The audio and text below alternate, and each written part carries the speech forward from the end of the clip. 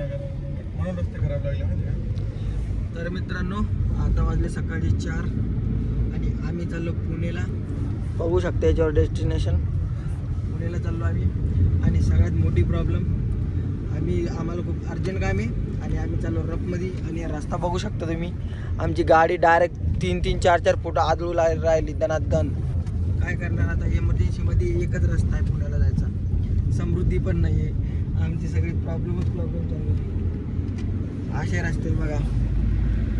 आमचा ड्रायव्हर पण कदरला. हे बघा रस्ता बाई. स्लो गेली गाडी आदळली दनक दनक दनक दनक दनक. बघा भाई क्या करे तो करे क्या. हे डायरेक्ट मेन हायवेवरती असा रस्ता आहे. सही बात आहे. बघा पुणे 152 किलोमीटर आणि इथं किती दाखवलं. इथं पण 152 किलोमीटर. पण रस्ता 156 किलोमीटर सारखा इथून.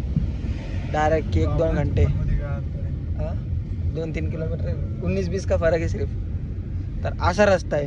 तर या रस्त्याने येताना सांभाळून या. गाडी जरा बारीक कंडिशनवाली आहे ना.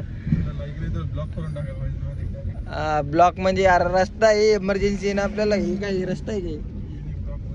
अहो परेशानी नुसतं.